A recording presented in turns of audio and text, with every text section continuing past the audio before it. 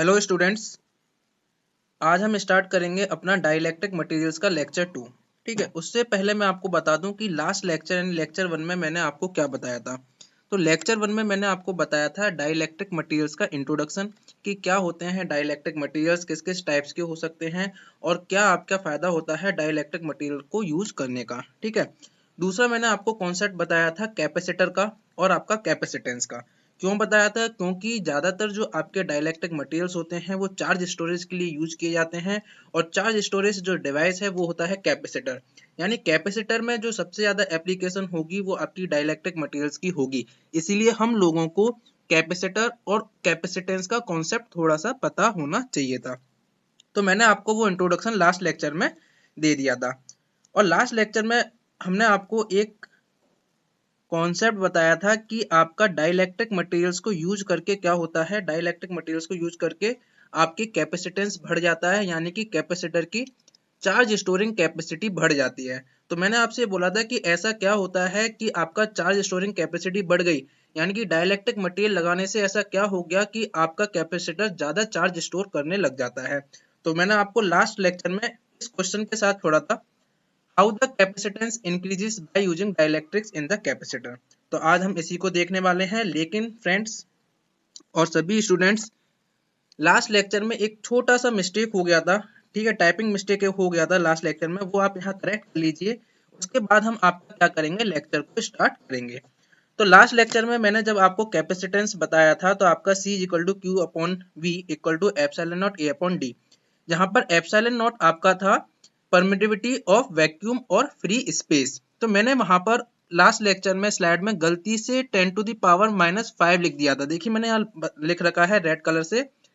तो last lecture में मैंने यहाँ पर लिख दिया था 10 टू द पावर -5। ठीक है, वो गलत था, उसको आप करेक्ट कर लीजिएगा। आपका जो वैल्यू होती है एप्सिलॉन नॉट की, यानी कि परमिटिविटी ऑफ वैक्यूम या परमिटिविटी ऑफ फ्री स्पेस, क्या वैल्यू होती है इसकी 8.85 इंटू 10 टू द पावर -12, और इसकी ऐसा यूनिट क्या होती है, कूलम्ब स्क्वायर पर न्यूटन मीटर स्क्वायर, या फिर आप कह सकते हैं फेरेड पर मीटर। तो ये एक छोटा सा करेक्शन है जो कि आप कर लीजिएगा, जो कि आपका लास्ट लेक्चर में थोड़ा सा यहाँ पर गलत हो गया था, 10 टू द पावर -5 लिख गया था मेरे से, जो कि आपका आएगा 10 टू द पावर -12।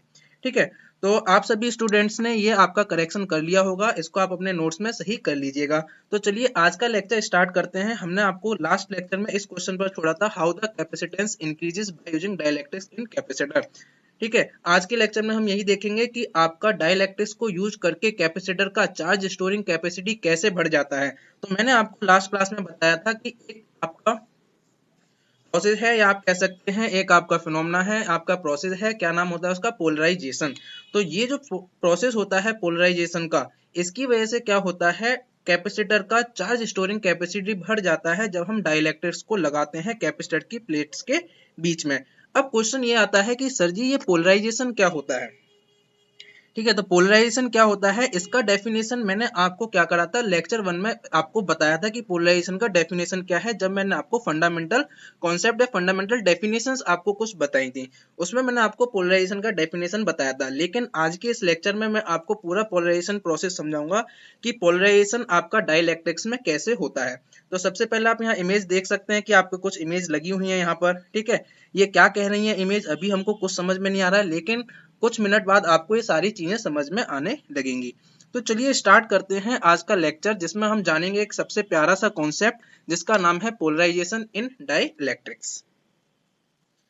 सबसे पहले वही आपको थोड़ा सा आपका क्या है थ्योरेटिकल पार्ट देख लीजिए, इसकी डेफिनेशन क्या होती है, जिससे कि आप सभी लोग क्या कर पाए, एग्जाम में लिख पाए। बाकी आगे की कहानी क्या होती है क्या है वो मैं आपको डिटेल में समझाऊंगा। तो आप सभी लोग यहाँ पर देख लीजिए, इसका स्क्रीनशॉट ले लीजिएगा या लिख लीजिएगा। पोलराइजेशन की डेफिनेशन मैंने यहाँ पर देखो अलग अलग जगह क्या है, आपका है एक ही चीज पर डिफाइन थोड़ा अलग अलग तरीके से कर दिया, आप कैसे भी डिफाइन कर सकते हो इसको।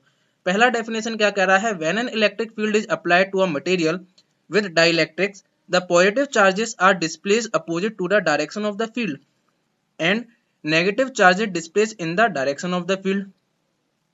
The displacement of these two charges created a local dipole creation of dipole by applying electric field is called polarization. ठीक है सर जी, डेफिनेशन तो आपने बोल के बता दिया, पर ये क्या कह रहा था हमको वो कुछ समझ में नहीं आया। कोई बात नहीं स्टूडेंट्स, समझाऊंगा मैं आपको। ठीक है, क्या कह रहा है केवल अभी डेफिनेशन देख लीजिए। या फिर आप लिख सकते हो the process of producing electric dipole inside. ये डेफिनेशन मैंने आपको लास्ट लेक्चर में दिया था जब मैंने आपको फंडामेंटल डेफिनेशंस बताई थी। The process of producing electric dipoles inside the dielectric by the application of external electric field is called polarisation.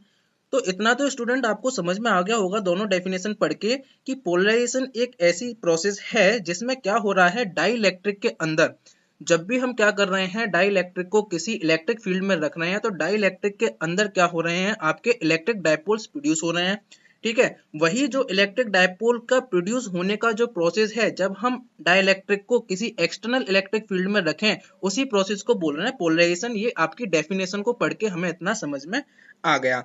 अब सबसे इंपॉर्टेंट बात आती है कि ये इलेक्ट्रिक डायपोल प्रोड्यूस कैसे हो रहे हैं, ये इलेक्ट्रिक डायपोल बन कैसे रहे हैं। ठीक है, ये भी हम जानेंगे। ठीक है, केवल अभी डेफिनेशन समझ लीजिए अच्छे से। तीसरा आप देख सकते हो polarisation is defined as the induced dipole moment per unit volume. आपका ऐसे भी डिफाइन कर सकते हो पोलराइजेशन को, क्या है, induced dipole moment per unit volume. तो आप देख सकते हैं P is equal to mu upon volume. Mu क्या था, म्यू से हम रिप्रेजेंट कर रहे थे डायपोल मूवमेंट को। देखिए स्टूडेंट यहाँ पर लिखा है डायपोल मूवमेंट। ठीक है, यहाँ केवल डायपोल मूवमेंट लिखा है तो आप समझ जाइएगा किसकी बात कर रहा है, इलेक्ट्रिक डायपोल मूवमेंट की बात कर रहा है। ठीक है, क्योंकि हम क्या पढ़ रहे हैं, इलेक्ट्रिकल डायपोल मूवमेंट पढ़ रहे हैं, हम डाइलेक्ट्रिक्स पढ़ रहे हैं, तो वहां जो भी आपका डायपोल मूवमेंट अगर कहीं भी लिखा दिख जाए तो समझ जाइएगा इलेक्ट्रिक डायपोल मूवमेंट। ठीक है, क्यों बताया सर जी आपने, क्यों बताया ये इसलिए बताया क्योंकि एक मैग्नेटिक डायपोल मूवमेंट भी होता है, तो कंफ्यूजन ना हो इसलिए। ठीक है, तो मैंने आपको बता दिया है डायपोल मूवमेंट यानी कि इलेक्ट्रिक डायपोल मूवमेंट। तो ये आपकी छोटी छोटी डेफिनेशंस थी जो कि आपको क्या करना है, कभी भी कहीं भी आपसे पूछी जाए तो आप इन डेफिनेशंस को लिख सकें और इन डेफिनेशंस को बता सकें। ये सिंपल हमने डेफिनेशन के बेसिस पर पोलराइजेशन को देख लिया। चलिए आगे चलते हैं। अब एक बात आती है, देखो मैंने आपको बताया था कि पोलराइजेशन क्या है, कि आपके डाइलेक्ट्रिक के अंदर क्या हो जाएंगे, आपके इलेक्ट्रिक डायपोल मूवमेंट आपके इंड्यूस हो जाएंगे या आपके प्रोड्यूस हो जाएंगे। देखिए यही था सेकंड डेफिनेशन, देखिए प्रोड्यूसिंग इलेक्ट्रिक डायपोल मूवमेंट। ठीक है, वो मैं आपको थोड़ी देर बाद बताऊंगा कि ये इलेक्ट्रिक डायपोल आपके प्रोड्यूस कैसे हो रहे हैं डाइलेक्ट्रिक मटेरियल के अंदर। अब आप अभी केवल इतना समझ लीजिए कि जब भी मैं किसी भी आपका डाइलेक्ट्रिक को, यहाँ इमेज देखिए, जब भी मैं किसी भी डाइलेक्ट्रिक मटेरियल को कैपेसिटर प्लेट्स के बीच में रखता हूँ, ठीक है, वो कैपेसिटर प्लेट्स आपके किसी वोल्टेज डिफरेंस से कनेक्टेड होंगे डेल्टा वी से, तो क्या होगा, आपका एक एक्सटर्नल इलेक्ट्रिक फील्ड यहाँ पर आ जाएगा, कैपेसिटर प्लेट के अक्रॉस बिल्कुल आएगा, और उसके अंदर मैंने आपका डाइलेक्ट्रिक रखा हुआ है। तो इतना आपको समझ में आ गया कि डाइलेक्ट्रिक मटेरियल रखा है, एक्सटर्नल इलेक्ट्रिक फील्ड भी अप्लाई करा दिया सर जी आपने, इसका मतलब ये है कि पोलराइजेशन का प्रोसेस होगा। पोलराइजेशन का प्रोसेस यानी कि आपके इलेक्ट्रिक डायपोल मूवमेंट प्रोड्यूस हो रहे होंगे। अब आप सभी स्टूडेंट ये मान लीजिए कि ये इलेक्ट्रिक डायपोल मूवमेंट प्रोड्यूस हो रहे हैं। ये इलेक्ट्रिक डायपोल मूवमेंट बने कैसे डाइलेक्ट्रिक के अंदर, ये मैं आपको बताऊंगा ये वाला टॉपिक पढ़ाने के बाद, जब हम देखेंगे relation between polarisation and dielectric constant, कि डाइलेक्ट्रिक कांस्टेंट और पोलराइजेशन के बीच में क्या रिलेशन है। उसके बाद मैं आपको जब पढ़ाऊंगा टाइप्स ऑफ पोलराइजेशन, तब आपको पूरा क्लियर हो जाएगा कि डाइलेक्ट्रिक के अंदर एक्सटर्नल इलेक्ट्रिक फील्ड अप्लाई करने पर ऐसा क्या हुआ कि इलेक्ट्रिक डायपोल्स आपके प्रोड्यूस हो गए। ठीक है, अभी जब हम ये रिलेशन देखेंगे या रिलेशन पढ़ेंगे पोलराइजेशन एंड डाइलेक्ट्रिक कांस्टेंट के बीच का, तो आप ये मान के चलिए कि आपने डाइलेक्ट्रिक रखा, एक्सटर्नल इलेक्ट्रिक फील्ड आपने लगाया, तो आपके क्या हुए, इलेक्ट्रिक डायपोल मूवमेंट प्रोड्यूस हो गए। ठीक है, अब आपके इलेक्ट्रिक डायपोल मूवमेंट प्रोड्यूस हो गए तो फाइनली आपका क्या रिलेशन आएगा पोलराइजेशन और डाइलेक्ट्रिक कांस्टेंट के बीच में। तो यहाँ पहले आप इमेज देख लीजिए कि किस तरीके की आपकी पिक्चर सामने बनी हुई है। अभी कैपेसिटर है, डाइलेक्ट्रिक है, हमने लगा दिया वोल्टेज डिफरेंस से, आपका इस तरीके की पिक्चर आपको दिखाई देगी। ठीक है, ये आपने ऑब्जर्व कर लिया अच्छे से। अब चलिए आगे चलते हैं, रिलेशन देखते हैं। ये रिलेशन क्या है स्टूडेंट, बहुत इंपॉर्टेंट है। ठीक है, इसका जो फाइनल एक्सप्रेशन आएगा, सारे के सारे न्यूमेरिकल्स आपके उससे ऊपर बनेंगे। ठीक है, इसलिए आपको रिलेशन बताया जा रहा है। और क्यों बताया जा रहा है, क्योंकि पहला क्वेश्चन मैंने आपको क्या बताया था, जो मैंने लास्ट लेक्चर में छोड़ा था, कि कैसे आपका कैपेसिटेंस या चार्ज स्टोरिंग कैपेसिटी किसकी, कैपेसिटर की बढ़ जाती है डाइलेक्ट्रिक्स को यूज करके। कैसे बढ़ जाती है वो आपको इस रिलेशन से, इस डेरिवेशन से जो हम अभी करेंगे उससे आपको क्लियर हो जाएगा। ठीक है, तो जब भी आपसे पूछे क्वेश्चन आए एग्जाम में, या तो डायरेक्ट क्वेश्चन आ सकता है स्टूडेंट, डायरेक्ट क्वेश्चन क्या आएगा कि पोलराइजेशन इन डाइलेक्ट्रिक्स बता दीजिए मेरे को, तब भी आपको क्या करना है, डेफिनेशन देनी है। ठीक है, पीछे वाली ये डेफिनेशंस देंगे आप सभी स्टूडेंट, ये वाला डेरिवेशन कर देंगे, रिलेशन निकाल के दे देंगे। दूसरा आपको क्वेश्चन कैसे घुमा के दे सकता है कि डाइलेक्ट्रिक्स की कैपेसिटर्स में क्या इंपॉर्टेंस है, ठीक है, ये बताइए, और कैसे डाइलेक्ट्रिक आपका चार्ज स्टोरेज को यानी कि आपका कैपेसिटेंस को बढ़ा देता है कैपेसिटर की। यहाँ उसने आपका डायरेक्टली कहीं भी पोलराइजेशन की बात नहीं करी, वो इनडायरेक्टली आपसे पूछ रहा है कि कैसे आपका चार्ज स्टोरिंग कैपेसिटी या कैपेसिटेंस बढ़ जाता है by using the dielectrics between the capacitor plates. तो इसका मतलब क्या है, वो आपसे क्या पूछ रहा है, वो आपसे सिंपल यही पूछ रहा है, पोलराइजेशन इन डाइलेक्ट्रिक्स। तब भी आपको यही लिखकर आना होगा। तो अभी हम किस क्वेश्चन का आंसर देख रहे हैं, उसी क्वेश्चन का आंसर देख रहे हैं। तो चलिए आगे चलते हैं, ठीक है।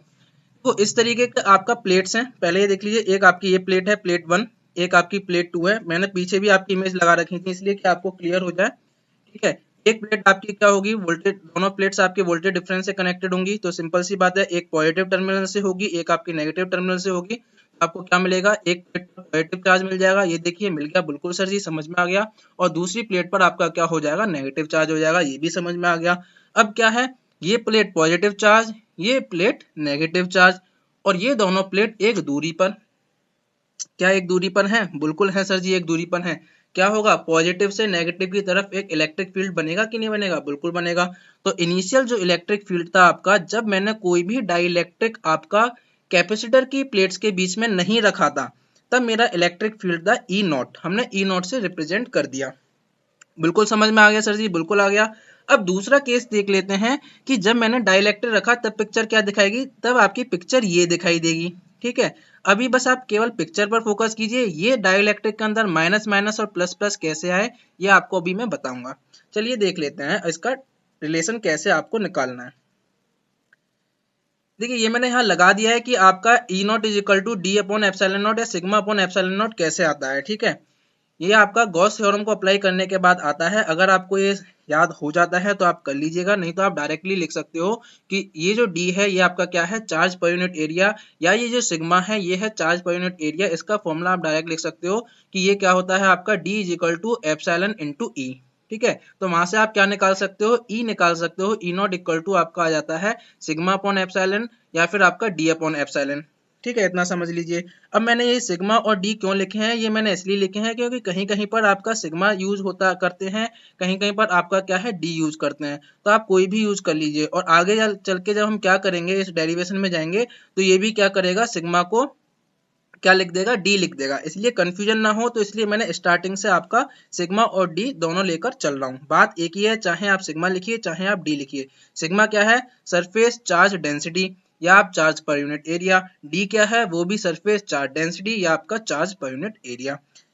कहना क्या चाह रहा है, ये कहना चाह रहा है कि इस प्लेट पर मेरा पॉजिटिव चार्ज देखो पूरा इकट्ठा हो गया था, ठीक है, पूरा पॉजिटिव चार्ज आ गया था इस कैपेसिटर प्लेट्स पे, ठीक है। इस प्लेट का कुछ एरिया होगा, तो पर यूनिट एरिया मेरा कितना चार्ज है, वो क्या हो गई, सरफेस चार्ज डेंसिटी, उसी को रिप्रेजेंट कर रहे हैं डी से और एप्सिलॉन से, ठीक है। ये कैसे निकल के आता है रिलेशन, वो आपका आता है गॉस थ्योरम से, देख सकते हैं, integral e not into d a, ठीक है, is equal to Q upon epsilon not. इसे आपने करा तो ई नॉट आपका कांस्टेंट इलेक्ट्रिक फील्ड बाहर आ जाएगा, एरिया आप पूरा इंटीग्रेट करोगे तो ए आ जाएगा, equal to Q upon epsilon not. तो यहाँ से ई नॉट आपका निकल के आ गया Q upon A epsilon not. Q upon A क्या होता है, क्यू अपॉन ए क्या हो गया, चार्ज पर यूनिट एरिया यानी कि सरफेस चार्ज डेंसिटी, यानी कि सिग्मा या फिर डी। तो समझ में आ गया, पहला ई नॉट आपका, जब मैंने कोई भी डाइलेक्ट्रिक मटेरियल यहाँ पर यूज नहीं किया कैपेसिटर प्लेट्स के बीच में, तो ई नॉट इक्वल टू आपका आया डी अपॉन एप्सिलॉन नॉट, पहला इक्वेशन। ये आपका क्या है, इक्वेशन नंबर 1। यहाँ पर मैंने लिख भी दिया है sigma known as the surface charge density also represented by d, जिससे कि आपको कंफ्यूजन ना हो। अब आगे चलते हैं। अब कहानी शुरू होती है आपकी कि अभी तक तो मैंने कहानी पिक्चर देखी जब कोई भी डाइलेक्ट्रिक मैंने यूज नहीं किया कैपेसिटर प्लेट्स के बीच में। अब मैंने क्या करा, कैपेसिटर प्लेट्स के बीच में डाइलेक्ट्रिक को रख दिया। मैं यहाँ देखिए राइट हैंड साइड पे मैंने दोनों इमेज लगा रखी हैं आपकी, एक मैंने अपनी खुद से ड्रॉ करके इमेज लगाया हुआ है, एक आपका नेट से लिया गया इमेज लगाया है मैंने, ठीक है, जिससे आपको क्लियरिटी मिल जाए। और वहां पर मैंने कुछ आपकी मार्किंग कर रखी है जिससे आपको सारी चीजें समझ में आ जाए। अब यहाँ बस थोड़ा सा समझ लीजिएगा कि यहाँ क्या हो रहा है।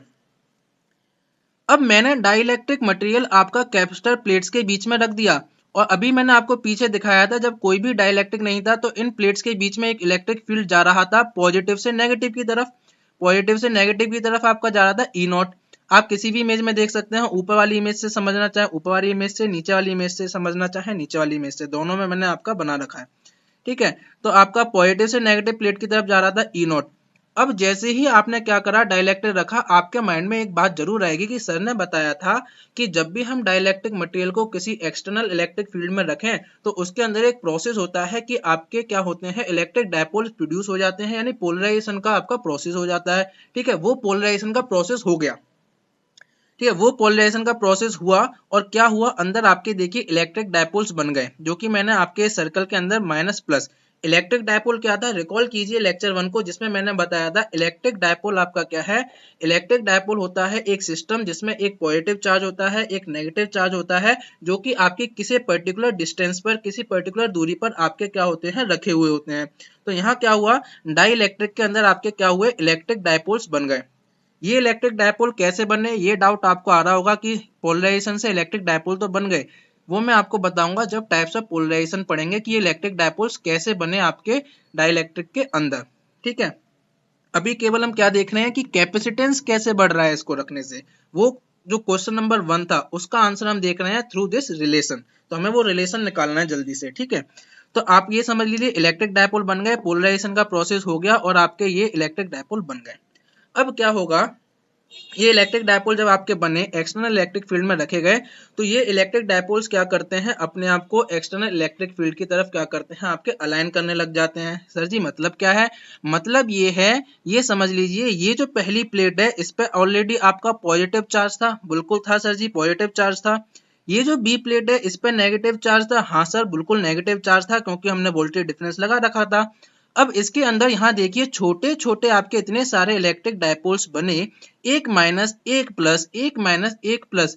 तो जो माइनस वाली साइड है वो क्या करेगी, पॉजिटिव की तरफ इंक्लाइंड होना चाहेगी कि नहीं चाहेगी। तो क्या हुआ, यहाँ पर देखिए चार्ज डेंसिटी ज्यादा है पॉजिटिव की इस प्लेट पर, तो ये छोटे छोटे जो डायपोल हैं इनके जो नेगेटिव चार्ज होंगे वो इस पॉजिटिव प्लेट की तरफ क्या हो जाएंगे, इंक्लाइन हो जाएंगे। बिल्कुल ठीक, इसीलिए मैंने नेगेटिव इस साइड लिखे हैं, लेफ्ट हैंड साइड पर लिखे हैं।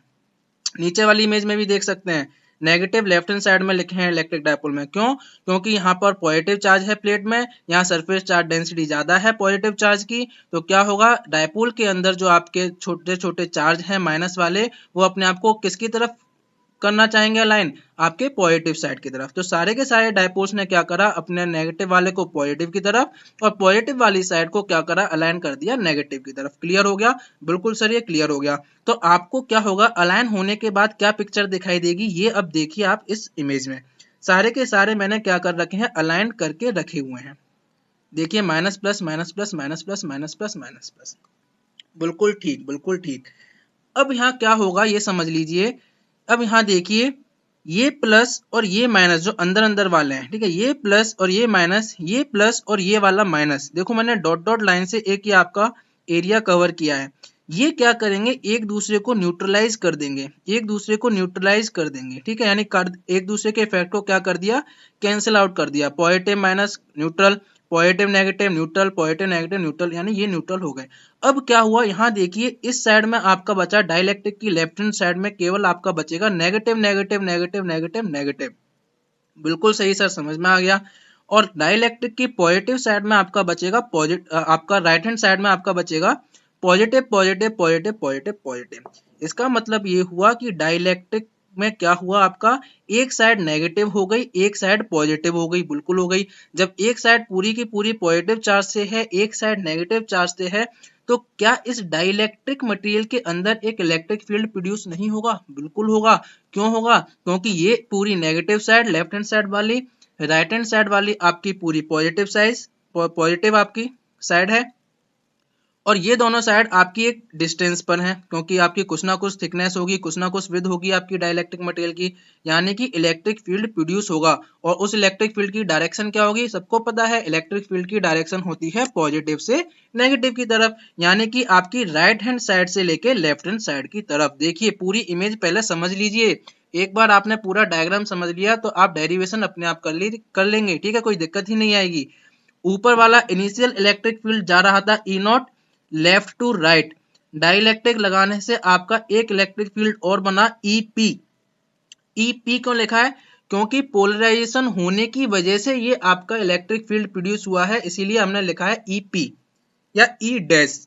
ठीक है, यहाँ पर देखिए मैंने नीचे वाली इमेज में ईपी और ई डैश दोनों लिख रखे हैं, क्योंकि हमने इक्वेशन में ई डैश यूज किया है और ईपी भी मैंने लिख दिया है। तो आप ई डैश से रिप्रेजेंट कर दीजिए या ईपी से रिप्रेजेंट कर दीजिए। इतना आपको समझ में आ गया कि अब आपका क्या हुआ, डाइलेक्ट्रिक मटेरियल रखा कैपेसिटर प्लेट्स के बीच में, तो क्या पिक्चर बन के आई, ये पूरी आपको पिक्चर यहाँ पर क्लियर हो गई। एक इलेक्ट्रिक फील्ड ये, एक इलेक्ट्रिक फील्ड ये, बिल्कुल सही बात सर जी। अब मैं आपसे पूछूं कि नेट इलेक्ट्रिक फील्ड कितना होगा। ई नॉट आपका लेफ्ट से राइट में जा रहा है, ईपी आपका राइट टू लेफ्ट जा रहा है, तो मैं कह सकता हूँ ईपी आपका ई नॉट को अपोज कर रहा है, बिल्कुल कर रहा है। तो नेट इलेक्ट्रिक फील्ड आपका कितना होगा, नेट इलेक्ट्रिक फील्ड मैंने लिखा ई से, यहाँ देखिए नेट इलेक्ट्रिक फील्ड मैंने लिखा ई से equal to e not minus e p, या मैंने इस ईपी को ई डैश भी बोल रखा है, तो आप कह सकते हो e is equal to e not minus e dash. क्या ये क्वेश्चन समझ में आ गई, सभी स्टूडेंट को ये क्वेश्चन समझ में आ गई? बिल्कुल सर, ये बिल्कुल क्लियर हो गया, डायग्राम भी पूरा क्लियर हो गया कि आपकी कहानी चल क्या रही है, बिल्कुल क्लियर हो गया। इस इक्वेशन को मैंने नाम दे दिया 2। तो सर 1 नंबर इक्वेशन कौन सी थी, एक बार देख लीजिए। ये आपकी 1 नंबर इक्वेशन थी, जो मैंने E not equal to D upon epsilon not या सिग्मा अपॉन एप्सिलॉन नॉट लिखा था, 1 नंबर इक्वेशन। इस इक्वेशन को मैंने नाम दे दिया इक्वेशन नंबर 2।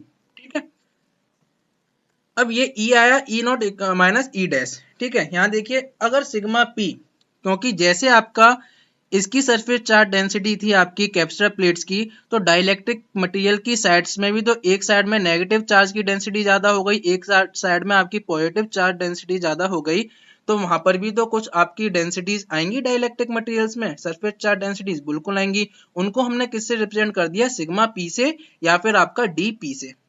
ठीक है, समझ में आ गया। जैसे हमने आपका इसमें डी लिखा था केवल, जो कि बिना आपका डाइलेक्ट्रिक मटेरियल के जो चार्ज डेंसिटी थी कैपेसिटर प्लेट्स पे, ऐसी ही चार्ज डेंसिटी इस डाइलेक्ट्रिक मटेरियल्स की साइड्स पे आएंगी, उनको मैंने डीपी या सिग्मा पी नाम दे दिया, बिल्कुल दे दिया सर जी, समझ में आ गया। तो ये डीपी और ईपी के बीच में क्या रिलेशन आएगा, या ई डैश के बीच में क्या रिलेशन आएगा, ये तो हमको पता है, D is equal to epsilon not into E होता है फॉर्मूला। तो आप ई क्या लिख सकते हो, डी अपॉन एप्सिलॉन, ये फॉर्मूला आपको पता है। तो कैसे पता है, पीछे आपको बताया था कैसे निकल के आया, गॉस थ्योरम लगा के। सिमिलरली मैंने क्या करा, ईपी और ई डैश लिख दिया आपका sigma P upon epsilon not, या फिर मैं कहूं डीपी अपॉन एप्सिलॉन नॉट। यहाँ तक कोई भी दिक्कत आनी नहीं चाहिए, बिल्कुल आपकी चीजें बिल्कुल सीधे सीधे चलती जा रही हैं। बिल्कुल सर, समझ में आ गया। तो आपके पास 3 इक्वेशन हो गई, इस इक्वेशन को मैंने नाम दे दिया इक्वेशन नंबर 3। ठीक है, अब आगे चलते हैं कि आगे कहानी क्या हो रही है। क्योंकि मैंने आपको बताया था कि जो रिजल्टेंट इलेक्ट्रिक फील्ड होगा वो ये आपका क्या होगा, कम हो जाएगा, क्योंकि ईपी या ई डैश अपोजिट डायरेक्शन में लग रहा है ई नॉट के। तो फ्रॉम इक्वेशन नंबर 2 देखिए, e equal to e not minus e dash. E not की वैल्यू एक बार पीछे देख लीजिए, इक्वेशन नंबर 1 से उठाऊंगा, और आपकी ई डैश या ईपी की वैल्यू इक्वेशन नंबर 3 से लगाऊंगा, और दोनों को कहाँ रख दूंगा, इक्वेशन नंबर 2 में रख दूंगा। यही मैंने काम करा है यहाँ पर। ये देखिए from equation number 1, 2 and 3, E equal to आ गया आपका क्या था, E not minus E P, E not sigma upon epsilon not लिख सकते हो, minus E P sigma P upon epsilon not, उसको मैंने डी के टर्म में लिख दिया, D upon epsilon not minus D P upon epsilon not equal to कितना आया, 1 upon epsilon not D minus D P. इसी को बोला जाता है स्टूडेंट्स आपका रिड्यूस्ड इलेक्ट्रिक फील्ड, क्योंकि इलेक्ट्रिक फील्ड तो कम हुआ है। कितना आया देख लीजिए, रिड्यूस इलेक्ट्रिक फील्ड कितना होगा, 1 upon epsilon not D minus DP. ये इक्वेशन नंबर आपकी हो गई 4। ठीक है, इक्वेशन नंबर 4 क्या करा, इस एप्सिलॉन नॉट को मैं ये देखिए लेफ्ट हैंड साइड में ले आया, तो epsilon not into e equal to sigma minus sigma p लिखूं, या फिर मैं क्या लिख सकता हूं, epsilon not into e equal to d minus d p. इसको मैंने नाम दे दिया इक्वेशन नंबर 4। अब स्टूडेंट यहां से आप क्या कर सकते हो, यहां से आप अपने जो क्वेश्चन था उसका आंसर दे सकते हो कि कैपेसिटेंस कैसे बढ़ गया डाइलेक्ट्रिक मटेरियल को कैपेसिटर प्लेट्स के बीच में रखने से। सिंपल सा पॉइंट है, जैसे ही मैंने डाइलेक्ट्रिक मटेरियल को रखा आपका कैपेसिटर प्लेट्स के बीच में, तो क्या हुआ, पोलराइजेशन प्रोसेस हुआ, और पोलराइजेशन प्रोसेस होने की वजह से एक अपोजिट डायरेक्शन में इलेक्ट्रिक फील्ड लगा, जिसने क्या करा, नेट रिजल्टेंट जो इलेक्ट्रिक फील्ड था वो आपका ई नॉट इनिशियल जो था उससे कम आया, यानी कि रिड्यूस इलेक्ट्रिक फील्ड आया। सर जी इससे क्या पता चल रहा है, इससे मुझे क्या पता चल रहा है वो यहाँ देखिए मैंने एरो बना के लिख रखा है, पूरा क्लियर हो जाएगा। V क्या होता है, वोल्टेज इक्वल टू होता है E इंटू एल। वोल्टेज आपका जो होता है फॉर्मूला आपका जो है relation between voltage and electric field. ठीक है, क्योंकि हम कैसे डिफाइन करते हैं इलेक्ट्रिक फील्ड को, इलेक्ट्रिक फील्ड होता है वोल्टेज पर यूनिट लेंथ ठीक है, तभी तो आपका इलेक्ट्रिक फील्ड प्रोड्यूस होता है। तो इलेक्ट्रिक फील्ड क्या होता है, वोल्टेज पर यूनिट लेंथ। वहां से मैंने क्या करा, V निकाल लिया, V equal to e into l. बिल्कुल सर क्लियर हो गया। अगर मैं बात करूं इस E की, तो ये E मेरा क्या था, E नॉट से कम हो गया। यहाँ देखिए वोल्टेज और इलेक्ट्रिक फील्ड डायरेक्टली प्रोपोर्शनल है। जब मेरा इलेक्ट्रिक फील्ड कम हुआ तो क्या मेरा वोल्टेज भी कम हुआ उसके अक्रॉस, बिल्कुल ठीक है, वोल्टेज भी आपका कम हुआ। अब आपको पता है Q इज इक्वल टू कितना होता है, C इंटू वी। तो यहाँ से मैंने कैपेसिटेंस निकाल लिया, C is equal to Q upon v. तो यहाँ देखिए वोल्टेज जब रिड्यूस होगा, नेट वोल्टेज जब आपका रिड्यूस हुआ, तो ये दोनों क्या है, कैपेसिटेंस और वोल्टेज आपके इनवर्सली प्रोपोर्शनल हैं। तो वोल्टेज कम हुआ तो क्या कैपेसिटेंस बढ़ेगा, और कैपेसिटेंस ही क्या होता है, कैपेसिटेंस ही तो रिप्रेजेंट करता है charge storing capacity of the capacitor. तो वोल्टेज कम हुआ नेट आपका, तो क्या हुआ, कैपेसिटेंस बढ़ गया, यानी कि चार्ज स्टोरिंग कैपेसिटी बढ़ गई।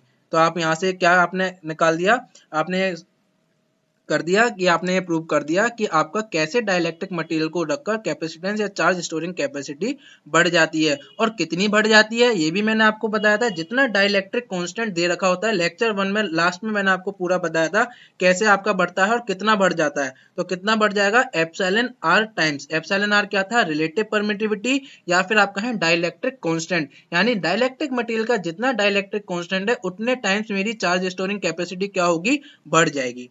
तो यहाँ पर आपका ये प्रूव हो जाता है, hence by using dielectric the capacitance increases. यहाँ तक किसी को कोई प्रॉब्लम नहीं आनी चाहिए। यहाँ तक आप सभी स्टूडेंट्स को समझ में आ गया होगा। बिल्कुल सर समझ में आ गया।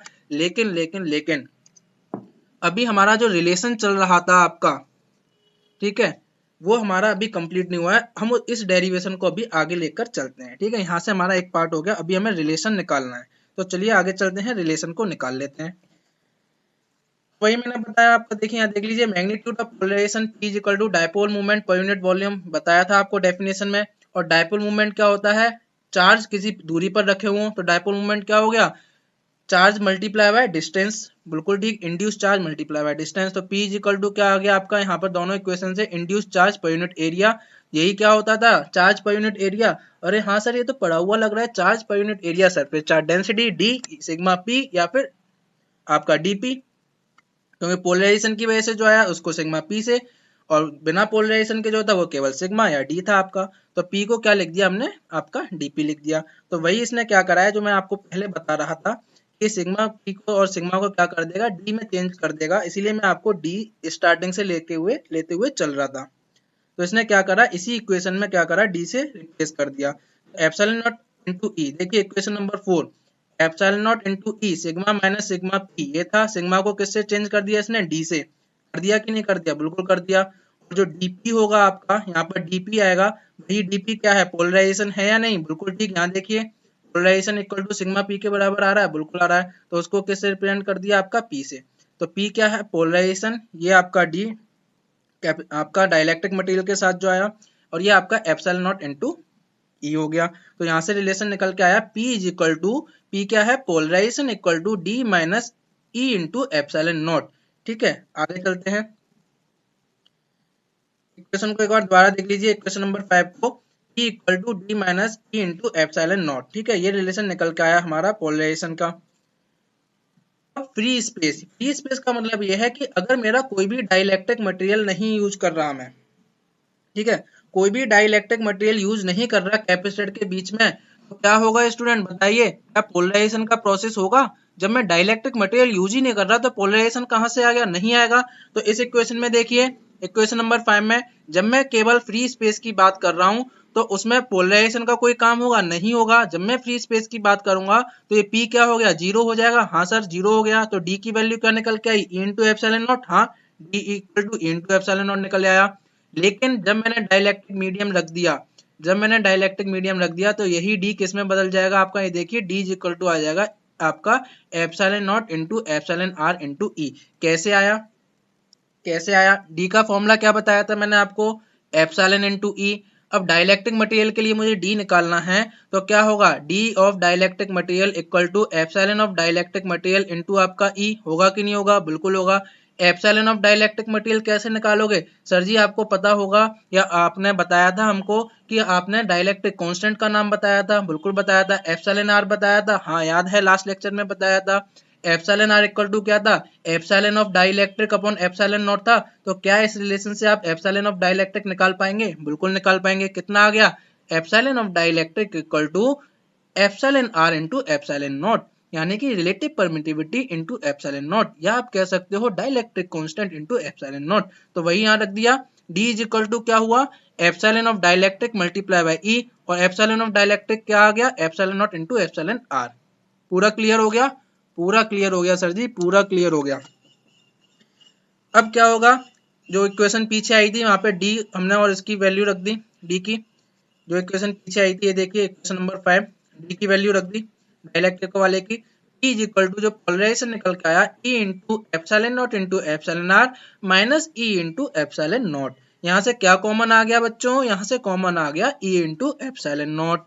P इक्वल टू आपका आ गया E into epsilon not bracket में एप्सिलॉन आर माइनस 1। यही है आपका फाइनल रिलेशन जो हम आपको बताना चाह रहे थे, किसके बीच में, पोलराइजेशन और डाइलेक्ट्रिक कांस्टेंट के बीच में। क्या P पोलराइजेशन है, जी हाँ सर P पोलराइजेशन है। क्या एप्सिलॉन आर जिसे हम रिलेटिव परमिटिविटी बोलते हैं, क्या उसका दूसरा नाम डाइलेक्ट्रिक कांस्टेंट होता है, बिल्कुल होता है। तो यहाँ देखिए इक्वेशन नंबर 6 से आपको पोलराइजेशन और डाइलेक्ट्रिक कांस्टेंट के बीच में क्या मिल गया, एक बढ़िया सा और प्यारा सा रिलेशन मिल गया। अब क्या होता है, ये जो आपका टर्म आया है एप्सिलॉन आर माइनस 1, इस एप्सिलॉन आर माइनस 1 को एक अलग से नाम दिया गया है और उसको एक अलग से सिंबल दिया गया है आपका, यहाँ आप देख सकते हैं epsilon r minus 1 equal to p upon epsilon not is equal to आपका ये सिंबल दे रखा है, जिसे हम बोलते हैं इलेक्ट्रिक ससेप्टिबिलिटी, जिसे हम क्या बोलते हैं, इलेक्ट्रिक ससेप्टिबिलिटी। ठीक है, ये क्या है आपका, इलेक्ट्रिक ससेप्टिबिलिटी हो गई डाइलेक्ट्रिक मीडियम की। क्या होगा इसका formula, electric susceptibility equal to epsilon r minus 1, या आप कह सकते हो p upon e into epsilon not. इसकी कोई भी यूनिट नहीं होती है, आप स्टूडेंट्स को ये याद रखना है। अब ये इलेक्ट्रिक ससेप्टिबिलिटी बताता क्या है वो यहाँ देख लीजिए। इलेक्ट्रिक ससेप्टिबिलिटी क्या बताता है, आपका ability of the material to become polarise. ठीक है, कि कौन सा मटेरियल या जो भी डाइलेक्ट्रिक मटेरियल आपका, वो कितना, उसकी कितनी एबिलिटी है पोलराइज होने की, वो मुझे किससे पता चलती है, इस इलेक्ट्रिक ससेप्टिबिलिटी से पता चलती है, जिसकी वैल्यू होती है एप्सिलॉन आर माइनस 1। ठीक है, और इस इलेक्ट्रिक ससेप्टिबिलिटी की वैल्यू क्या होगी, dielectric material to dielectric material आपके क्या होगी, अलग अलग होगी। इसका मतलब मैं कह सकता हूं कि ये इलेक्ट्रिक ससेप्टिबिलिटी डाइलेक्ट्रिक मटेरियल की एक प्रॉपर्टी है। जी हाँ सर, बिल्कुल डाइलेक्ट्रिक मटेरियल की ये प्रॉपर्टी है। जैसा कि आपको पता है कि इलेक्ट्रिक फील्ड आपका क्या होता है, एक वेक्टर क्वांटिटी है, पोलराइजेशन भी एक वेक्टर क्वांटिटी है। पीछे जो इक्वेशन नंबर 6 आपने देखा था, वो हमने क्या था, वेक्टर क्वांटिटीज में नहीं देखा था, केवल उसने मैग्नीट्यूड की बात कर ली थी। P is equal to e into epsilon not bracket में एप्सिलॉन आर माइनस 1। ये फॉर्मूला आप लर्न कर लीजिएगा, याद कर लीजिएगा, और डेरिवेशन भी आपको समझ में आ जाना चाहिए, वो भी याद हो जाना चाहिए। ठीक है, काफी इंपॉर्टेंट है। ठीक है, तो ये आपको याद करने लायक है फॉर्मूला मैग्नीट्यूड का। इसको हम वेक्टर फॉर्म में लिखेंगे, तो ये वेक्टर फॉर्म में आ गया, P vector equal to e vector epsilon not into epsilon r minus 1। ये एप्सिलॉन आर माइनस 1 क्या है, नाम नहीं भूलना है इसका, बहुत प्यारा सा नाम है इसका। क्या नाम है, एप्सिलॉन आर माइनस 1 का नाम है इलेक्ट्रिक ससेप्टिबिलिटी। यही पी वेक्टर क्या होता है, पोलराइजेशन वेक्टर। यही पी वेक्टर क्या है, पोलराइजेशन वेक्टर। तो स्टूडेंट यहाँ पर क्या है, हमारा रिलेशन कंप्लीट हो जाता है पोलराइजेशन और डाइलेक्ट्रिक कांस्टेंट के बीच में। और इसी रिलेशन को निकालते निकालते हमने अपने क्वेश्चन का आंसर भी ढूंढ लिया कि कैसे आपका कैपेसिटर का कैपेसिटेंस या चार्ज स्टोरिंग कैपेसिटी इंक्रीज कर जाती है by using the dielectric material in between the plates of capacitor. तो दोनों क्वेश्चंस आपके निकल गए, रिलेशन भी मिल गया आपको और क्वेश्चन का आंसर भी मिल गया।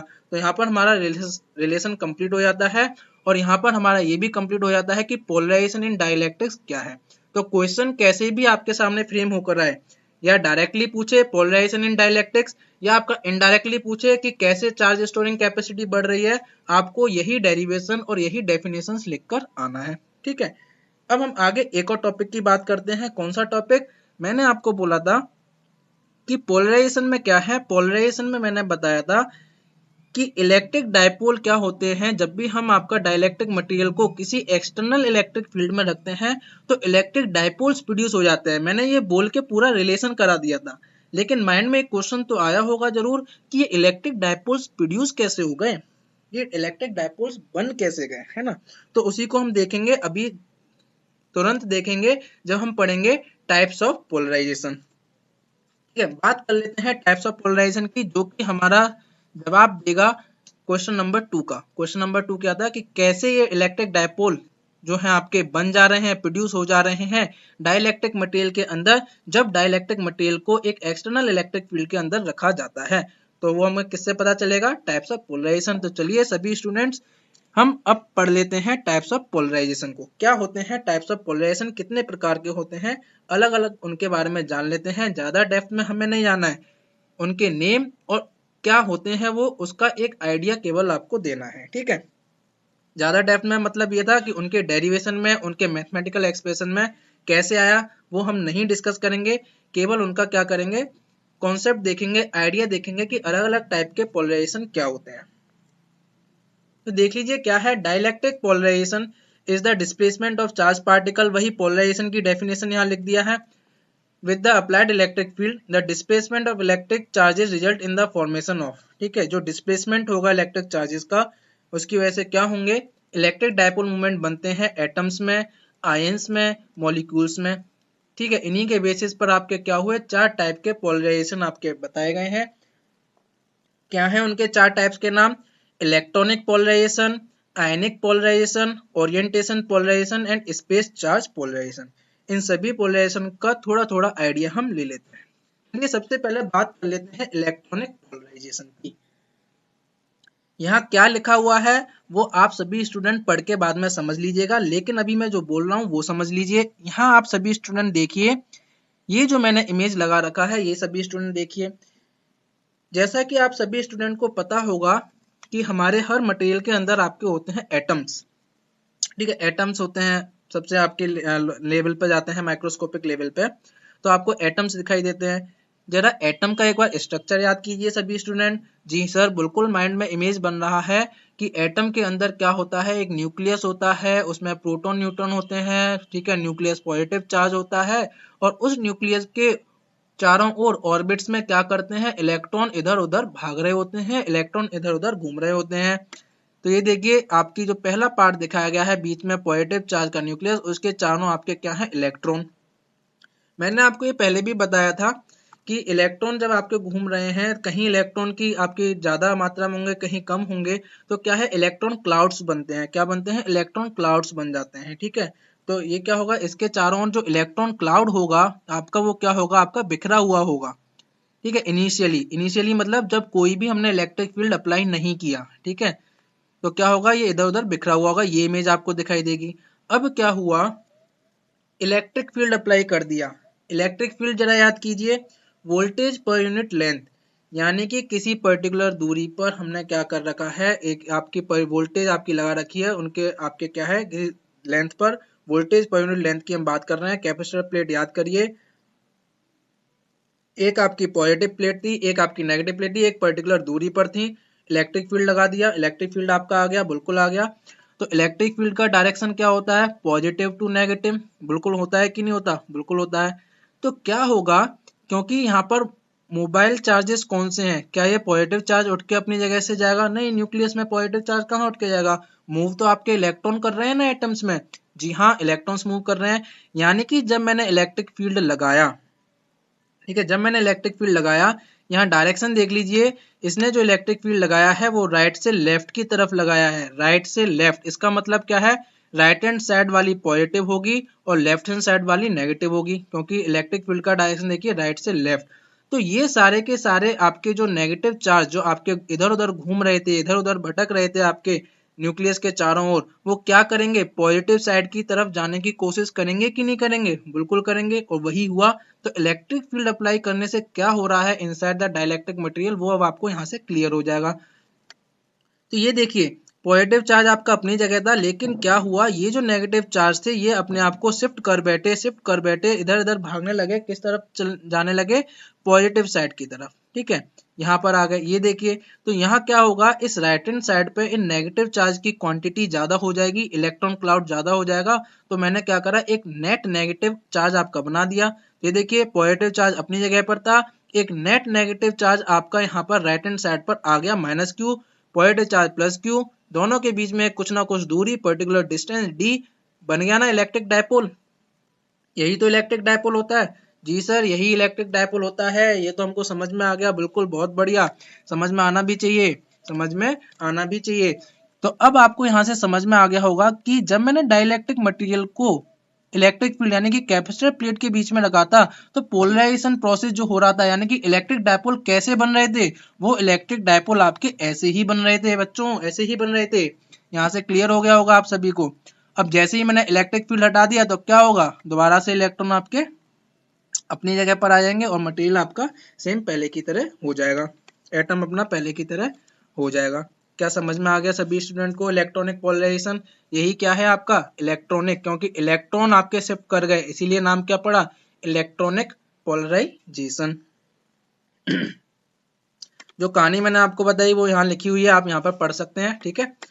वीडियो को पॉज करके या स्क्रीनशॉट ले लीजिएगा, आप इसे पढ़ लीजिएगा।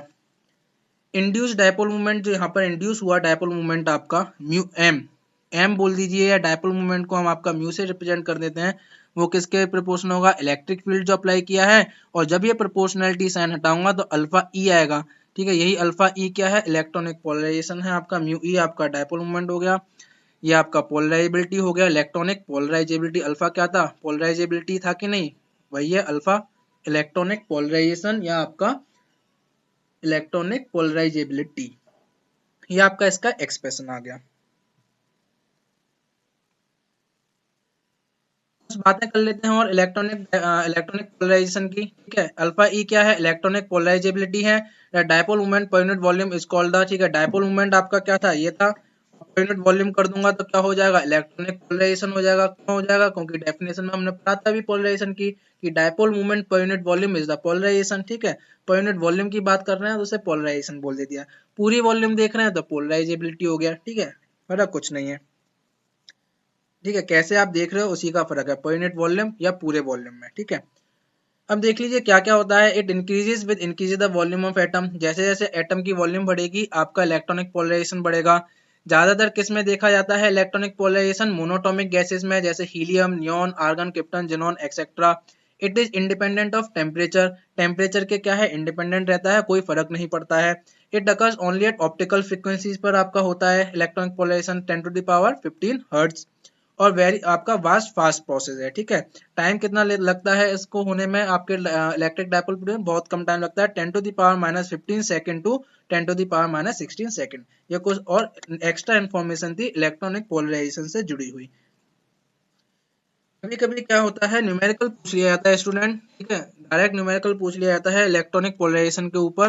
तो मैंने इसमें डेरिवेशन मैंने आपको पहले ही बताया था, डेप्थ में हम नहीं जाएंगे, तो डेरिवेशन नहीं करना है आपको।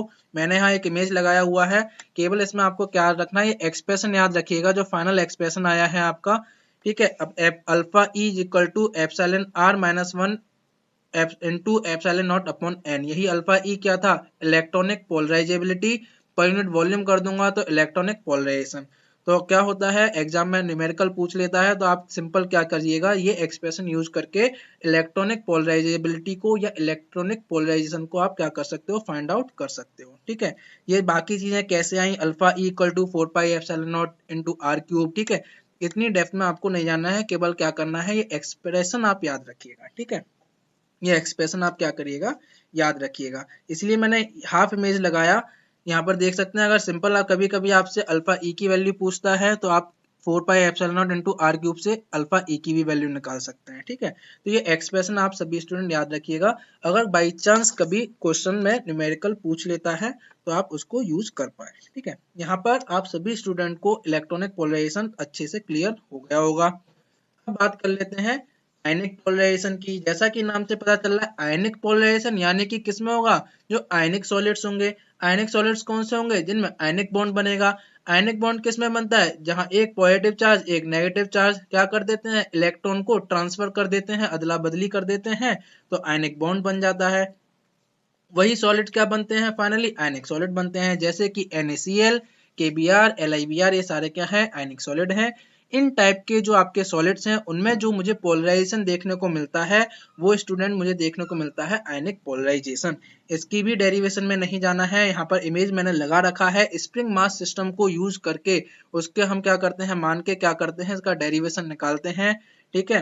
फाइनली जो एक्सप्रेशन आता है वो केवल यहाँ देख लीजिए, अगर कभी पूछ लिया जाता है या कभी न्यूमेरिकल आ जाता है तो आप स्टूडेंट उस एक्सप्रेशन के थ्रू न्यूमेरिकल सॉल्व कर पाए।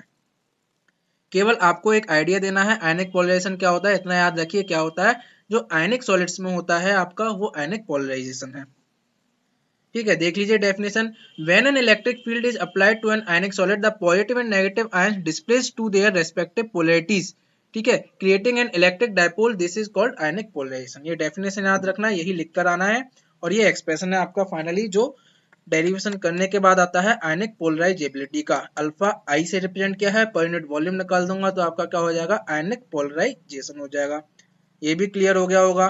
बात कर लेते हैं ओरिएंटेशन पोलराइजेशन की। ओरिएंटेशन पोलराइजेशन क्या होते हैं आपके किस में देखने को मिलता है? ओरिएंटेशन पोलराइजेशन आपका देखने को मिलता है पोलर मॉलिक्यूल्स में। पोलर मॉलिक्यूल्स कौन से होते हैं? पोलर मॉलिक्यूल्स वो होते हैं जिनमें आपके परमानेंट डायपोल मूवमेंट देखने को मिलते हैं। ठीक है, ऐसे ही क्या होते हैं आपके स्टूडेंट डाइलेक्ट्रिक मटेरियल भी। ठीक है, डाइलेक्ट्रिक मटेरियल भी आपके पोलर डाइलेक्ट्रिक मटेरियल्स भी होते हैं और आपके नॉन पोलर डाइलेक्ट्रिक मटेरियल्स भी होते हैं। तो पोलर डाइलेक्ट्रिक मटेरियल्स क्या होंगे आपके, जिनमें परमानेंट आपको डायपोल्स देखने को मिलेंगे, वो पोलर हो गए। और वो जिनमें आपको डायपोल नहीं देखने को मिलते हैं लेकिन इलेक्ट्रिक फील्ड अप्लाई करने के बाद डायपोल देखने को मिल जाते हैं, वो क्या होते हैं, नॉन पोलर होते हैं। तो आप ये कह सकते हैं कि जब मैं डाइलेक्ट्रिक मटेरियल की बात करूंगा तो उसमें जो पोलराइजेशन आता है वो आपका पोलर मॉलिक्यूल और आपके नॉन पोलर मॉलिक्यूल दोनों की वजह से आता है। ठीक है, तो ओरिएंटेशन पोलराइजेशन किस टाइप के मॉलिक्यूल्स में देखने को मिलेगा? Polar molecules. पोलर मॉलिक्यूल्स क्या होते हैं सर जी? पोलर मॉलिक्यूल्स होते हैं वो मॉलिक्यूल जिनमें आपका परमानेंट डायपोल मूवमेंट देखने को मिलता है, जैसे कि आपके H2O। H2O का जरा एक बार आप स्ट्रक्चर याद कीजिए, आप सभी स्टूडेंट ने पढ़ा होगा क्लास 12th में, क्लास 11th में। H2O, ठीक है, एक H से आपके दो ऑक्सीजन एटम कनेक्टेड होते हैं एट एन पर्टिकुलर एंगल। बिल्कुल सर जी, कनेक्टेड होते हैं। ऑक्सीजन एटम की इलेक्ट्रोनेगेटिविटी आपकी हाइड्रोजन एटम की इलेक्ट्रोनेगेटिविटी से अलग है और आप कह सकते हो ज्यादा होती है, बिल्कुल होती है। दो ऑक्सीजन एटम है, क्या दोनों की नेट इलेक्ट्रोनेगेटिविटी ज्यादा आएगी कि नहीं आएगी? बिल्कुल आएगी। हाइड्रोजन की कम है इलेक्ट्रोनेगेटिविटी, ठीक है, तो क्या होगा, एक तरफ नेगेटिव चार्ज का इन्फ्लुएंस ज्यादा, एक तरफ आपका कम, वहां पॉजिटिव चार्ज का इन्फ्लुएंस ज्यादा। तो क्या होगा, आप कह सकते हैं कि एक तरफ नेगेटिव चार्ज ज्यादा, एक तरफ आपका पॉजिटिव चार्ज ज्यादा या नेगेटिव चार्ज आपका कम। तो क्या हुआ, एक पर्टिकुलर दूरी पर क्या आपका डायपोल बन गया? बिल्कुल बन गया। वहीं से क्या आएगा, डायपोल मूवमेंट आ जाएगा, Q इंटू डी, बिल्कुल आ जाएगा। तो इस टाइप के मॉलिक्यूल्स कौन से होते हैं आपके? पोलर मॉलिक्यूल्स होते हैं। तो क्या याद रखना है, आपका छोटा सा क्वेश्चन कभी कभी बन सकता है कि पोलर मॉलिक्यूल्स में कौन सा पोलराइजेशन देखने को मिलता है। तो आप सभी स्टूडेंट आंसर टिक करेंगे ओरिएंटेशन पोलराइजेशन। देख लीजिए क्या कह रहा है ये। When an electric field is applied to a polar molecule, जब भी मैं इलेक्ट्रिक फील्ड अप्लाई करूंगा किसी पोलर मॉलिक्यूल पे, डायपोल एक्सपीरियंस अ टॉर्क, बिल्कुल ठीक बात है, एक टॉर्क एक्सपीरियंस करेंगे and try to align the parallel to the applied field. यहाँ देख लीजिए इस इमेज में, यहाँ इस इमेज में देख लीजिए, एक आपका डायपोल दिखाया गया है Q, positive Q, minus Q blue colour से, एक पर्टिकुलर दूरी पर है, D दूरी पर है। इलेक्ट्रिक फील्ड हमने लगा रखा है, इलेक्ट्रिक फील्ड लगा हुआ है। चार्ज इलेक्ट्रिक फील्ड में फोर्स लगेगा कि नहीं लगेगा? क्या लगता है, फोर्स का और इलेक्ट्रिक फील्ड के बीच में रिलेशन क्या होता है? F इजिकल टू QE पढ़ा हुआ है। तो फोर्स क्या लगा, QE। तो इस वाले चार्ज पर क्या लगेगा, फोर्स लगा आपका QE राइट हैंड साइड, इस वाले पर लगा माइनस QE क्योंकि नेगेटिव का चार्ज था, left hand side opposite direction लगेगा। तो देखिए इसका नेट इफेक्ट देखिए, क्या ये इस डायपोल को घुमाने की कोशिश कर रहा है कि नहीं कर रहा? एक फोर्स ऊपर लग रहा है, एक फोर्स नीचे लग रहा है, क्लॉकवाइज घुमाने की कोशिश कर रहा है, बिल्कुल कर रहा है सर जी। इसका मतलब क्या है कि ये डायपोल इस इलेक्ट्रिक फील्ड की डायरेक्शन में अपने आप को अलाइन करने की कोशिश कर रहा है। ठीक है, यही तो है पोलराइजेशन। ठीक है, यही तो होता है पोलराइजेशन कि आपका डायपोल बना और क्या करते हैं, इलेक्ट्रिक फील्ड के डायरेक्शन में अपने आप को अलाइन कर लेते हैं। तो सेम कहानी यहाँ पर आपकी इसमें बता रखी है, लेकिन क्या रखना है, ओरिएंटेशन पोलराइजेशन किस में होता है? पोलर मॉलिक्यूल्स में होता है।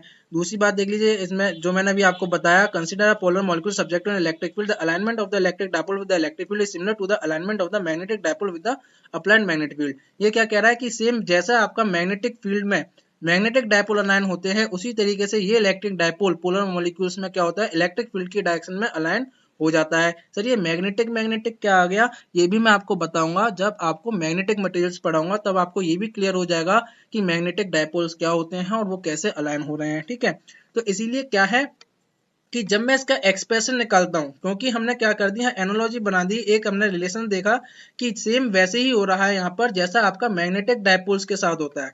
तो ओरिएंटेशन पोलराइजेशन का जो एक्सप्रेशन निकाला जाता है फाइनल आपका, वो किसकी हेल्प से निकाला जाता है, वो निकाला जाता है थ्योरी ऑफ पैरामैग्नेटिज्म। ये पॉइंट आप याद रखिएगा कि the expression for polarization can be obtained from the theory of paramagnetism. ठीक है, आपका थ्योरी ऑफ पैरामैग्नेटिज्म के ही हम क्या करेंगे, उसकी तरीके से हम क्या कर लेंगे, ओरिएंटेशन पोलराइजेशन का आपका एक्सप्रेशन निकाल लेंगे। ठीक है, जैसे आपका उसमें निकाला जाता है। तो क्या होता है, फाइनल एक्सप्रेशन जो निकल के आता है वो केवल आप सभी स्टूडेंट यहाँ याद रखिए, पी नॉट इक्वल टू आपका अल्फा नॉट इंटू ई, ये भी आपका एक्सप्रेशन दे रखा है। अल्फा नॉट क्या होता है, mu naught square upon 3kT, ये आपका ओरिएंटेशन पोलराइजेबिलिटी है। और पोलराइजेबिलिटी आपको पता है, वहां से आप क्या निकाल सकते हैं, पोलराइजेशन निकाल सकते हैं। ये वहां से आप क्या निकाल सकते हैं, पोलराइजेशन निकाल सकते हैं। तो सभी स्टूडेंट को ये पोलराइजेशन समझ में आ गया, ओरिएंटेशन पोलराइजेशन बिल्कुल समझ में आ गया। आगे चलते हैं, लास्ट टाइप जो है आपका पोलराइजेशन का वो है स्पेस चार्ज पोलराइजेशन। ठीक है, इसमें केवल आप सभी स्टूडेंट को याद रखना है, स्पेस चार्ज पोलराइजेशन देखने को मिलता है हमको मल्टी फेज मटेरियल्स में। केवल एक ही पॉइंट याद रखना है, किसमें देखने को मिलता है, मल्टी फेज मटेरियल्स में।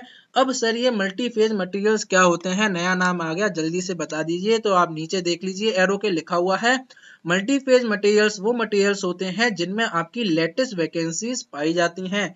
वैकेंसीज का नाम सुन के कुछ ना कुछ आप सभी को याद आया होगा, मैंने आपको पढ़ाया था वैकेंसीज, जब मैंने आपको डिफेक्ट्स पढ़ाए थे मटेरियल में, तो उसमें मैंने वैकेंसी डिफेक्ट भी पढ़ाया था, सेम वही कहानी है। ठीक है, तो मटेरियल्स क्या हैं आपके, जिनमें लेटेस्ट वैकेंसीज देखने को मिलती हैं, वही होते हैं मल्टी फेज मटेरियल्स। और जो मल्टी फेज मटेरियल्स होंगे उनमें स्पेस चार्ज पोलराइजेशन देखने को मिलेगा। क्या होता है स्पेस चार्ज पोलराइजेशन, इधर आप ये इमेज देख लीजिए। क्या होता है, ऐसे मटेरियल्स में कुछ चार्जेस आपके फिक्स होते हैं और कुछ चार्जेस आपके मोबाइल चार्जेस होते हैं जो मूव कर सकते हैं। तो जब मैं आपका क्या करता हूँ, इलेक्ट्रिक फील्ड अप्लाई करता हूँ, तो जो आपके फिक्स चार्जेस थे वो अपनी जगह रहते हैं, लेकिन जो मूव कर सकते थे वो चार्ज क्या करते हैं, आपके पॉजिटिव वाले नेगेटिव साइड की तरफ चले जाते हैं और नेगेटिव वाले पॉजिटिव साइड की तरफ चले जाते हैं। पोलराइजेशन हो गया आपका।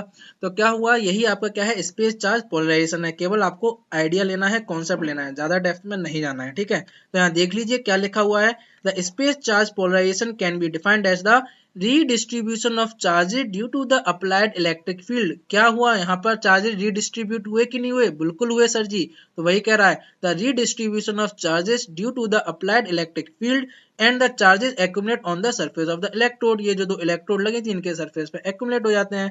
It occurs when the rate of charge accumulation is different from the rate of charge removal. कब होता है, जब चार्ज रिमूवल का रेट आपका अलग होता है चार्ज एक्यूमुलेशन के रेट से, तभी आपका होता है स्पेस चार्ज पोलराइजेशन।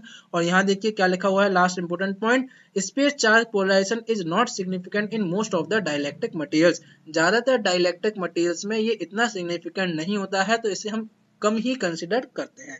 अगर होगा तो हम पोलराइजेशन में इसको कंसीडर कर लेंगे।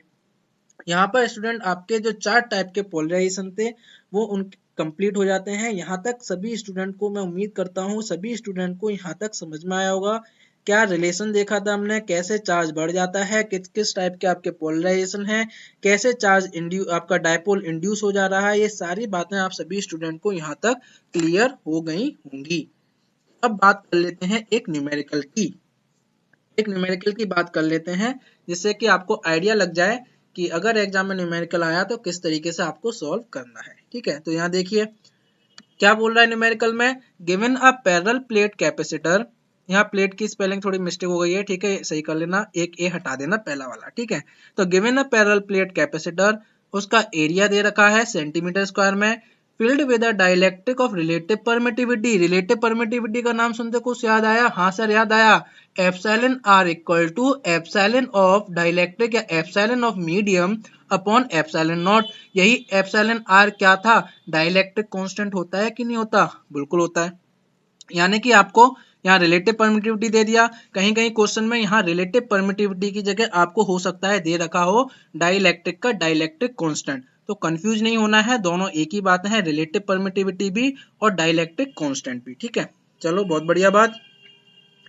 रिलेटिव परमिटिविटी मुझे 5 दे रखी है, यानी कि डाइलेक्ट्रिक कांस्टेंट मुझे 5 दे रखा है। मुझसे पूछ रहा है कि इसका कैपेसिटेंस निकाल दो भैया, और प्लेट पर कितना चार्ज होगा भैया वो भी बता दो। कहा हमने, ठीक है बताएंगे, जरूर बताएंगे। इसने आगे दे रखा है कि सेपरेशन बिटवीन द प्लेट्स कितना दे रखा है, दोनों प्लेट्स के बीच में दूरी है 5 mm, कोई बात नहीं। एस आपको दे रखा है, देखिए 8.854, देखो एस लिख दिया यहाँ पर, ये होगा epsilon naught. 8.854 multiply by 10 to the power -12 farad per metre. किसकी वैल्यू बताई थी, एप्सिलॉन नॉट की वैल्यू बताई थी ना, ये आपको एप्सिलॉन नॉट की वैल्यू दे रखी है, करेक्ट कर लीजिएगा, एस नहीं है वो आपका एप्सिलॉन नॉट है। एप्सिलॉन नॉट की वैल्यू आपको दे रखी है 8.854 इंटू 10 टू द पावर -12। क्या होगा स्टूडेंट, ये वैल्यू आप याद रखिएगा, मैं आपको सजेस्ट करूंगा कि एप्सिलॉन नॉट की वैल्यू आप याद रखें, क्योंकि कभी कभी क्वेश्चन में आपको दे दिया जाता है पर कभी कभी न्यूमेरिकल्स में नहीं देता है, तो आपको वैल्यू क्या करनी है, याद रखनी है। वोल्टेज डिफरेंस कितना लगा रखा है, 12 वोल्ट का, बिल्कुल ठीक है। ठीक है, क्वेश्चन आपका यहीं तक का था। मैंने दो चीज इसमें और ऐड कर दी कि डाइलेक्ट्रिक डिस्प्लेसमेंट और पोलराइजेशन बता दीजिए, क्योंकि हमने पोलराइजेशन पढ़ा है तो इसमें आपका पोलराइजेशन पूछ सकता है, ठीक है। और डाइलेक्ट्रिक मटेरियल हम यूज कर ही रहे हैं तो पोलराइजेशन तो होगा ही होगा। अब देख लीजिए आपको क्या क्या दे रखा है। एप्सिलॉन आर दे रखा है 5, और जैसा कि मैंने बताया एप्सिलॉन आर होता है एप्सिलॉन अपॉन एप्सिलॉन नॉट। तो क्या यहाँ से मैं डाइलेक्ट्रिक मटेरियल का एप्सिलॉन निकाल सकता हूँ, बिल्कुल सर जी निकाल सकते हो, निकाल लिया। Epsilon of dielectric equal to epsilon are into epsilon naught. Epsilon R 5, epsilon naught की वैल्यू दे रखी है, आपका एप्सिलॉन की वैल्यू आ गई। क्या आपको कैपेसिटेंस का फॉर्मूला बताया था मैंने, बिल्कुल बताया था, ठीक है। क्या बताया था, एप्सिलॉन ए अपॉन एल या एप्सिलॉन ए अपॉन डी, या फिर आप कह सकते हो C is equal to Q upon V, ठीक है। क्या यहाँ क्यू दे रखा था, नहीं, क्यू तो हमसे पूछ रहा है सर जी, क्यू तो हमें नहीं पता है। क्यू जब पूछ रहा है तो मैं आपका C is equal to Q upon V से तो C नहीं निकाल पाऊंगा, तो मुझे क्या लगाना पड़ेगा, दूसरा वाला formula, capacitance equal to epsilon A upon L. यहाँ ये एप्सिलॉन किसका है, डाइलेक्ट्रिक मटेरियल वाला। कभी कभी स्टूडेंट क्या करते हैं डायरेक्ट यहाँ एप्सिलॉन नॉट, क्योंकि क्या होता है उनको फॉर्मूला याद होता है जल्दी जल्दी में, C is equal to epsilon not a upon L, epsilon not a upon L, epsilon not a upon L, और गलती क्या कर देते हैं, यहाँ पर लगा देंगे एप्सिलॉन नॉट। ऐसा नहीं करना है स्टूडेंट, इसीलिए मैंने आपको स्टेप बाय स्टेप बता रहा हूँ, ठीक है। ध्यान से सुनते रहिए और समझते रहिए कि आपसे गलती ना हो। तो कैपेसिटेंस क्या हो गया, epsilon of dielectric A upon L, ये हमने निकाल ली थी इसकी वैल्यू 44.27, ये हमने रख दिया। एरिया आपको दे रखा था 10 इंटू 25 सेंटीमीटर स्क्वायर, मैंने इसको मीटर स्क्वायर में कन्वर्ट कर लिया क्योंकि हम सारी बात करेंगे ऐसा ही यूनिट्स में। तो 10 टू द पावर -4 से मल्टीप्लाई कर दिया। लेंथ यानी कि सेपरेशन आपको दे रखा था प्लेट्स के बीच में 5 mm का, तो इसको भी मैंने मीटर में कर लिया 5 इंटू 10 टू द पावर -3, और जब मैंने इसको सॉल्व करा तो मेरा कैपेसिटेंस की वैल्यू आ गई। क्या पहला पॉइंट आपका निकल आया, कैलकुलेट इट्स कैपेसिटेंस, बिल्कुल सर कैपेसिटेंस हमारा निकल आया है, ठीक है। अब क्या निकालना है, चार्ज।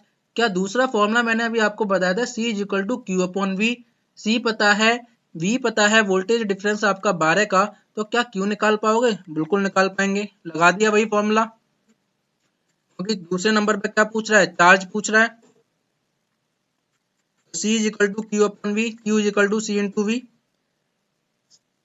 सिंपल आपका क्या आ गया, चार्ज आ गया कि प्लेट पर चार्ज कितना होगा। दो एक्स्ट्रा चीज मैंने यहाँ पर आपसे और पूछी थी, डाइलेक्ट्रिक डिस्प्लेसमेंट एंड पोलराइजेशन।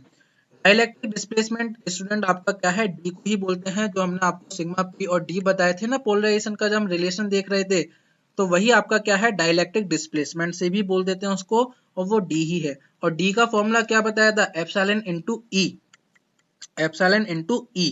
तो एप्सिलॉन कितना था, एप्सिलॉन हम पीछे निकाल चुके हैं डाइलेक्ट्रिक मटेरियल का, क्योंकि क्या था epsilon are into epsilon not into E, कुछ याद आ रहा होगा जब हमने देखा था डाइलेक्ट्रिक मटेरियल्स का, तो क्या डी निकल के आया था, epsilon are into epsilon not into E, फिर हमने E into epsilon not common ले लिया था, हाँ वही है। यहाँ पर मैं क्या है, epsilon are into epsilon naught की वैल्यू पहले निकाल चुका हूँ, जिसको मैंने रिप्रेजेंट किया है एप्सिलॉन से, तो मैंने क्या करा, यहाँ पर डायरेक्टली यूज कर लिया, D equal to epsilon into E. तो ये एप्सिलॉन क्या था, epsilon not into epsilon are into E था आपका। ई कैसे निकलेगा, इलेक्ट्रिक फील्ड, इलेक्ट्रिक फील्ड क्या बताया था मैंने, इलेक्ट्रिक फील्ड का फॉर्मूला होता है वोल्टेज पर यूनिट लेंथ। ध्यान देखिए क्वेश्चन में वोल्टेज दे रखी है, जी सर क्वेश्चन में वोल्टेज दे रखी है 12 वोल्ट की। क्या आपका सेपरेशन दे रखा था, सेपरेशन दे रखा था। क्या इलेक्ट्रिक फील्ड निकालने में कोई प्रॉब्लम होगी, नहीं होगी, सिंपल लगा दिया, सारी चीजें पता है। डाइलेक्ट्रिक डिस्प्लेसमेंट आपका निकल आया। अब पोलराइजेशन कैसे निकालेंगे, पोलराइजेशन का क्या बताया था हमने, फॉर्मूला बताया था आपको, D is equal to epsilon not into E plus P. यही फॉर्मूला बताया था। या फिर आप वो भी कर सकते हो, जो आपका पोलराइजेशन और एप्सिलॉन आर के बीच में जो रिलेशन निकल के आया था ना, आप वहां से भी निकाल सकते हो। ठीक है, आपका कोई भी डिफरेंस नहीं आएगा, आंसर एक ही आएगा। अब यहाँ पर मुझे डी पता था, एप्सिलॉन नॉट ई मैंने निकाल लिया, तो मैंने क्या कर लिया, पी यहाँ से निकाल लिया, पोलराइजेशन की वैल्यू कितनी होगी। तो इस टाइप का आपका क्वेश्चन बन सकता है स्टूडेंट। ठीक है, सिंपल सा, आपका पोलराइजेशन निकालिए, कैपेसिटेंस निकालिए, चार्ज निकालिए, और आप डाइलेक्ट्रिक डिस्प्लेसमेंट निकालिए। तो अगर इस टाइप का क्वेश्चन अगर एग्जाम में आए तो आप आसानी से उसको सॉल्व कर पाएंगे। ठीक है, यहाँ पर हमारा क्या है, आज का लेक्चर कंप्लीट हो जाता है स्टूडेंट। नेक्स्ट क्लास में मैं आपको बताऊंगा डाइलेक्ट्रिक से जुड़ी हुई कुछ और बातें, जिसमें हम पढ़ेंगे डाइलेक्ट्रिक स्ट्रेंथ के बारे में, डाइलेक्ट्रिक ब्रेकडाउन क्या होता है, डाइलेक्ट्रिक लॉस क्या होता है, लॉस टेंजेंट क्या होता है, टेम्परेचर का आपका क्या इफेक्ट होगा डाइलेक्ट्रिक्स पर, फ्रीक्वेंसी का क्या इफेक्ट होगा, सारी बातें हम करेंगे आपके नेक्स्ट लेक्चर में। ठीक है, तो फ्रेंड्स यहाँ पर हमारा लेक्चर एंड हो जाता है। Thank you. अगर आपको ये वीडियो समझ में आया हो, लेक्चर अच्छा लगा हो, लेक्चर समझ में आया हो, तो लाइक जरूर कीजिएगा, कमेंट भी कीजिएगा, और अपने फ्रेंड्स के साथ शेयर करना मत भूलिएगा। ठीक है, तो मिलते हैं आपसे नेक्स्ट लेक्चर में। जल्द ही मैं आपके लिए लेक्चर 3 लेकर आऊंगा डाइलेक्ट्रिक मटेरियल्स का, काफी सारी बातें उसमें भी हम सीखेंगे। तो बने रहिए मेरे साथ, सीखते रहिए। ठीक है, और अपने फ्रेंड्स के साथ शेयर जरूर कीजिए। Thank you students.